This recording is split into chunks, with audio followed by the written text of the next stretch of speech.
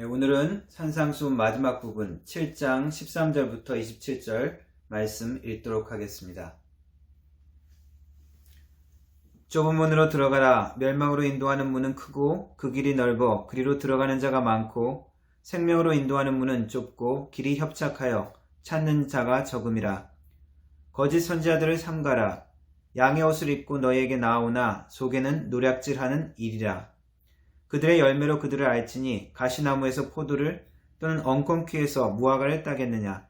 이와 같이 좋은 나무마다 아름다운 열매를 맺고 못된 나무가 나쁜 열매를 맺나니 좋은 나무가 나쁜 열매를 맺을 수 없고 못된 나무가 아름다운 열매를 맺을 수 없느니라. 아름다운 열매를 맺지 아니하는 나무마다 찍혀 불에 던져지느니라. 이러므로 그들의 열매로 그들을 알리라. 나더러 주여 주여 하는 자마다 다 천국에 들어갈 것이 아니요 다만 하늘에 계신 내 아버지의 뜻대로 행하는 자라야 들어가리라. 그날에 많은 사람이 나더러 이르되 주여 주여 우리가 주의 이름으로 선지자 노릇하며 주의 이름으로 귀신을 쫓아내며 주의 이름으로 많은 권능을 행하지 아니하였나이까 하리니 그때에 내가 그들에게 밝히 말하되 내가 너희를 도우지 알지 못하니 불법을 행하는 자들아 내게서 떠나가라 하리라. 그러므로 누구든지 나의 이 말을 듣고 행하는 자는 그 집을 반석 위에 지은 지혜로운 사람 같으리니 비가 내리고 창수가 나고 바람이 불어 그 집에 부딪히되 무너지지 아니하나니 이는 주추를 반석 위에 놓은 까닭이요 나의 이 말을 듣고 행하지 아니하는 자는 그 집을 모래 위에 지은 어리석은 사람 같으리니 비가 내리고 창수가 나고 바람이 불어 그 집에 부딪힘에 무너져 그 무너짐이 심하니라. 아멘. 오늘 산상수훈 마지막 부분 말씀입니다. 5장부터 시작된 산상수훈의 말씀은 하나님의 나라의 원리 그리고 그 나라 백성들의 삶의 지침을 설명해 주면서 오늘 마지막 부분을 통해서 다시 한번 경고를 주시고 또 격려를 주시고 또한 우리에게 결단을 요구하는 부분이라고 할 수 있습니다. 오늘 읽은 이 마지막 부분에는 우리가 잘 아는 유명한 비유의 말씀들이 많이 나와 있습니다. 좁은 문과 넓은 문에 대한 비유, 그리고 거짓 선지자, 열매로만 알 수 있는 거짓 선지자에 대한 이야기, 그리고 반석 위에 세운 집, 모래 위에 세운 집에 대한 비유, 유명한 비유의 말씀이 나와 있습니다. 특별히 이 말씀 가운데서는 아주 무서운 경고 같은 말씀도 포함되어 있습니다. 21절에 나더러 주여 주여 하는 자마다 다 천국에 들어갈 것이 아니요 다만 하늘에 계신 내 아버지의 뜻대로 행하는 자라야만 들어가리라 하는 말씀과, 그리고 내가 너희를 도무지 알지 못한다 불법을 행하는 자들아 내게서 떠나라 하는 이 말씀은 우리에게 아주 무섭게 그리고 마지막 경고 같은 말씀으로 들립니다. 이 말씀은 우리의 진실성과 우리의 순수성을 다시 한번 질문하게 하는 말씀입니다. 이 말씀들을 통해서 우리가 하나님께서 우리를 이끌어 가시는 그 모습, 바로 거룩하고 영광된 그러한 존재로 만들어 가시는 그 하나님의 마음을 다시 한번 깨우치기를 원하고 그 말씀 가운데 다시 한번 우리의 영적인 모습을 다짐해가는 시간이 되기를 바랍니다. 오늘 말씀을 통해서 예수님은 하나님의 나라는 감추어져 있다는 교훈을 가르쳐주고 계십니다. 우리 사람들은 겉모습 때문에 많이 속습니다. 겉모습 때문에 사람을 잘못 판단하기도 합니다. 그리고 우리는 겉에 보이는 것들 때문에 그것에 우리가 몰려들 때도 많이 있습니다. 요즘 21세기가 되고 우리 생활은 점점 더 편리해지고 모든 생활들이 나아졌음에도 불구하고 우리 사람들은 더 편리한 곳, 더 즐거움을 많이 느낄 수 있는 곳으로 몰려드는 것 같습니다. 요즘에 한국에도 지방대학의 정원들이 많이 미달된다고 합니다. 사람들이 이렇게 많은 곳에 모여들수록 우리는 주의해야 될 것이 하나 있는데 그것은 하나님의 나라는 인기가 없다라는 사실을 우리는 기억해야 합니다. 많은 사람들은 편한 길을 선택하고 넓고 안락한 것을 추구하죠. 길이 얼마나 편한가 중요할 것 같습니다. 그리고 그 길이 얼마나 빠르게 우리가 움직일 수 있는가 중요할 것 같습니다. 그러나 더 중요한 것은 그 길이 어디로 향하는지가 더 중요합니다. 그 길이 내가 원하는 곳, 내가 참으로 필요한 곳으로 도달하지 못하게 한다면 그 길이 아무리 넓고 아무리 편리하다 할지라도 우리는 속고 있는 것이기 때문입니다. 헨젤과 그레텔 동화의 집처럼 겉보기에는 과자로 된 아주 인기 있을 것 같은 그런 집이죠. 그러나 그 안에는 무엇이 있습니까? 마녀가 살고 있었죠. 우리도 마찬가지입니다. 하나님께서 우리에게 주신 모든 환경 가운데 우리가 잘 분별하지 못한다면 하나님의 나라의 귀한 가치를, 그 보물을 우리는 놓치게 되어집니다.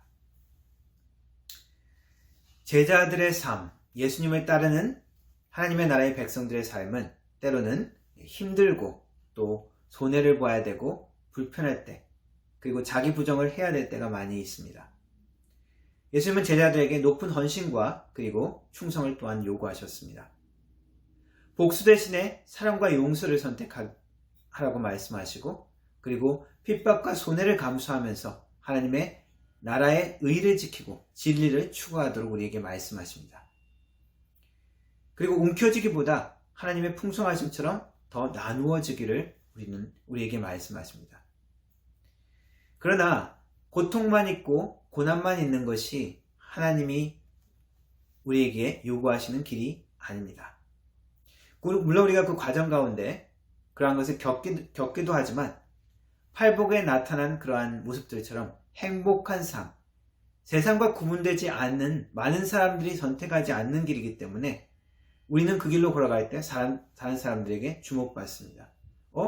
쟤만 저쪽으로 가네? 이렇게 되는 거죠.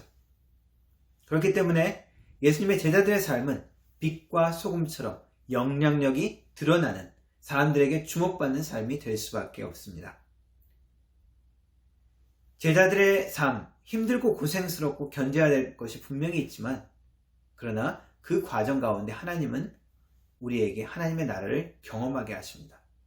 그리고 우리는 우리의 힘으로는 할 수 없는 부분을 주님께서 함께 하실 때 그것을 이룰 수 있게 하십니다. 애통하지만은 우리는 주님의 위로를 경험하게 되어집니다.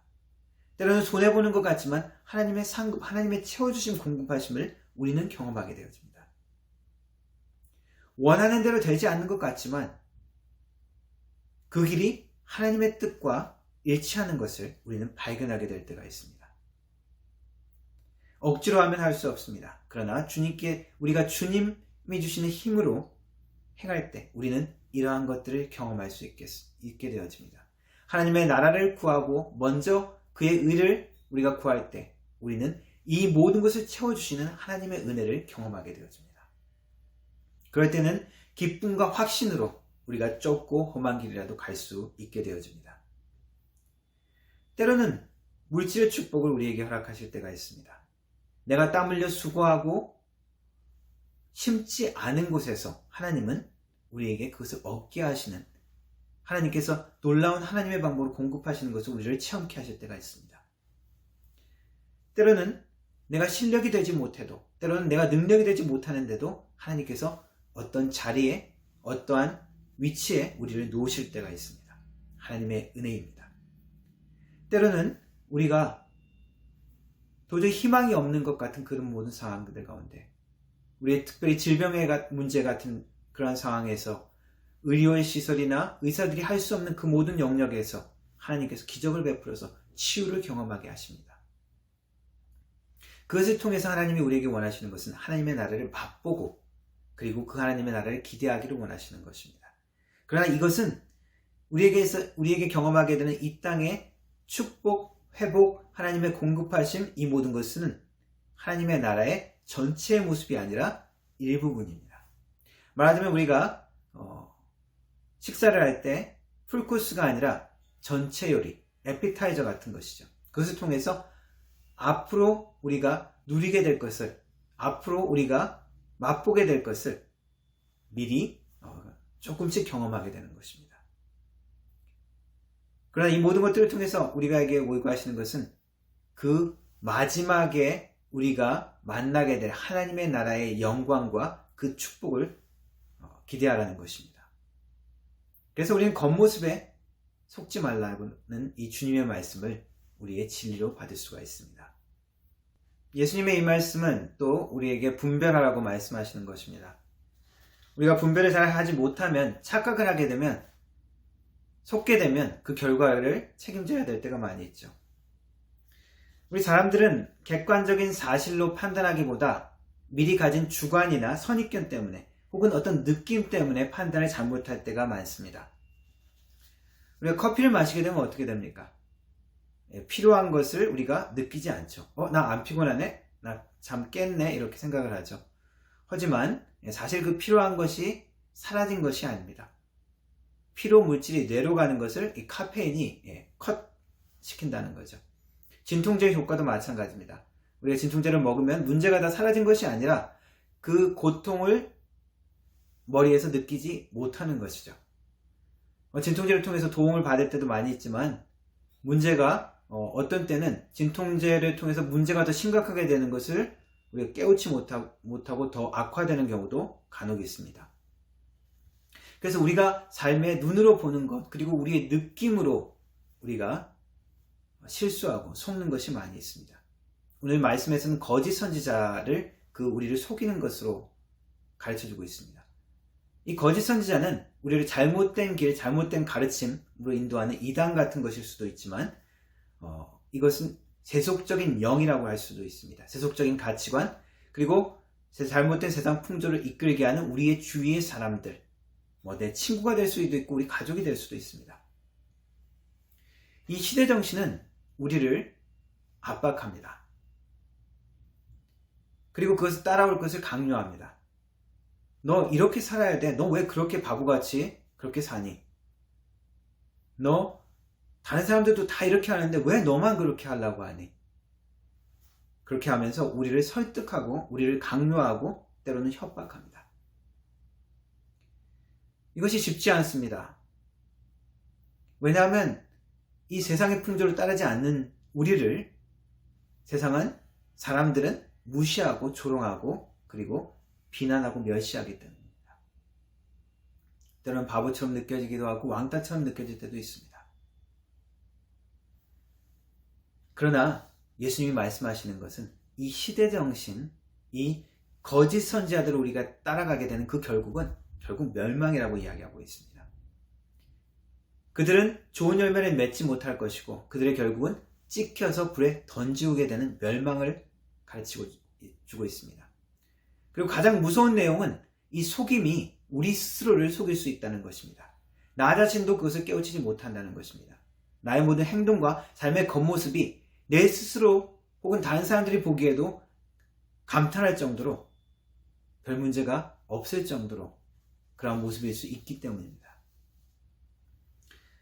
요한계시록에 라오디게아 교회를 향한 주님의 경고의 말씀이 있습니다. 내가 말하기를 나는 부자라 부요하여 부족한 것이 없다 하나 내 공고한 것과 가련한 것과 가난한 것과 눈먼 것과 벌거벗은 것을 알지 못하는도다. 우리 스스로 속이는 영적 어두움입니다. 무서운 것이죠. 주님은 우리의 진심, 진정을 원하십니다. TV 방송에 미우새라는 방송이 있습니다. 얼마 전에 홍진경이라는 가수와 그리고 다른 남자 연예인들과 함께 나온 프로그램이 있었는데 거기서 이제 홍진경이 그렇게 묻습니다. 여자친구가 자기야 나 얼마나 사랑해라고 질문을 했을 때 바람직한 답변이 무엇이겠느냐. 남자 연예인들이 대답하는데 돌아가면서 묻습니다. 오빠 나 얼만큼 사랑해? 그럴 때 이상민이라는 사람은 내가 날 사랑하는 것보다 더 사랑해. 정답이 아니라고 탈락당했습니다. 또 한 사람은 김희철은 나만큼 사랑해 라고 대답해서 탈락. 김종국에게 또 오빠 나 얼만큼 사랑해? 그러니까 뭐라고? 그러면서 배시식이 그냥 웃다가 옆에 있는 탁재훈이 놀고들 있네 그러면서 그런 핀잔을 들었는데 정답을 이야기하는 것이 내가 더 잘할게. 내가 그런 질문을 하기 위해서 미안해가 정답이라고 이야기해서 원성을 많이 샀습니다. 사람들은 우리가 겉모습에 그리고 겉으로 하는 말에 속을 수도 있고 진정을 숨길 수도 있습니다. 그러나 우리 주님은 우리의 진심을 아십니다. 하나님까지 우리가 속일 수도 없습니다. 우리의 겉모습이 아무리 인상적이라도 아무리 감동적이라도 하나님은 우리의 중심을 보시기 때문에 우리의 중심이 진실이 아니라면 우리는 여전히 하나님의 나라를 놓치고 있는 것이 됩니다. 주님께서 우리에게 원하시는 것은 나의 삶에 어떠한 열매를 맺는가, 그것으로 우리의 진실성과 우리의 순수성을 증명할 수 있다고 이야기하십니다.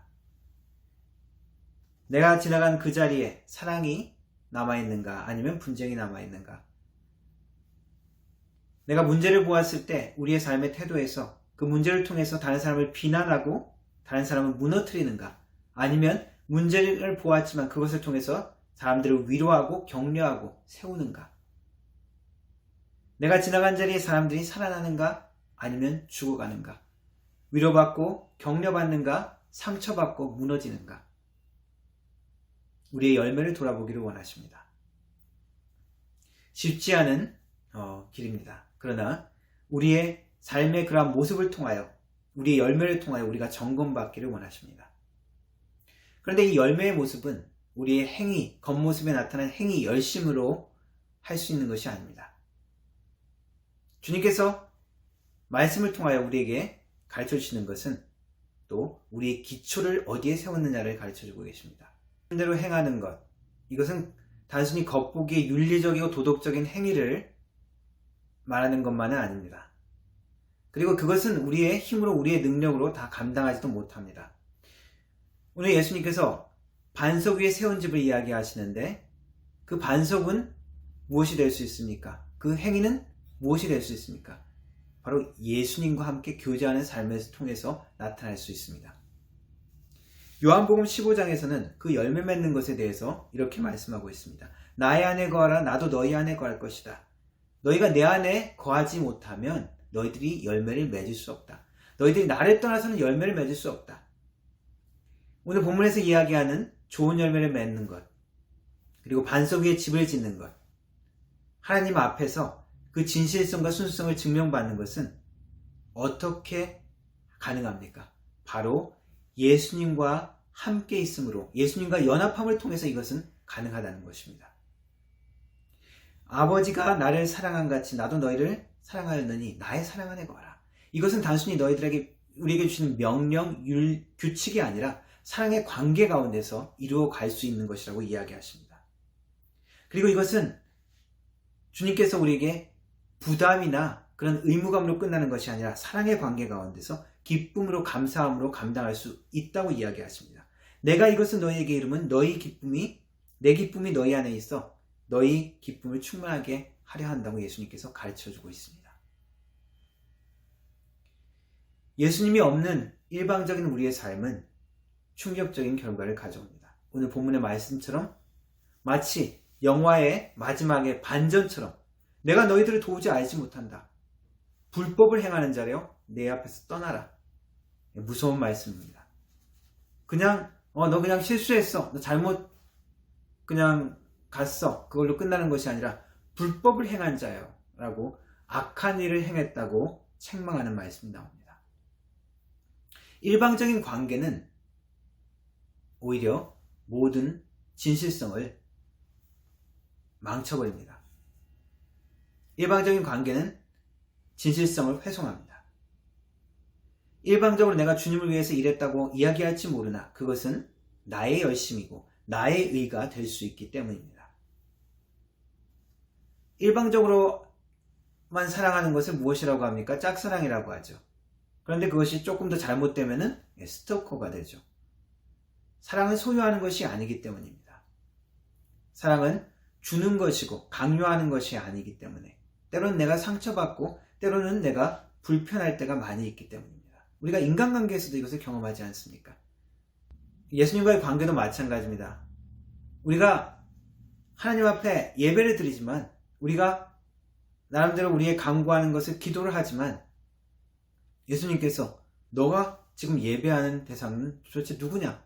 라고 하실 수 있다는 것이죠. 네가 기도하는 그 기도의 대상은 도대체 누구냐? 라고 할 수 있다는 것입니다.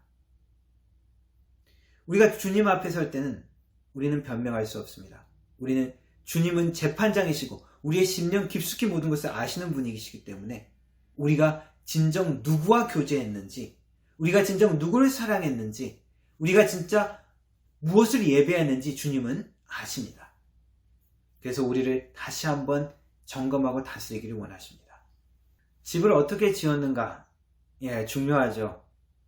어떤 자재를 써서 만들었는가? 튼튼한 자재를 써서 만들었는가? 싸구려 자재를 써서 만들었는가? 혹은 공간이 넓은가? 혹은 좁은가?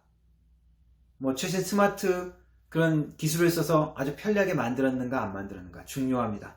그러나 더 중요한 것은 무엇입니까? 그 기초입니다. 기초를 머리 위에 세웠으면 아무리 화려해 보여도, 아무리 편리해 보여도, 아무리 좋아 보여도 무너질 수밖에 없기 때문입니다. 주님은 우리가 그러한 반석 위에 세운 기초를 누리기를 원하십니다.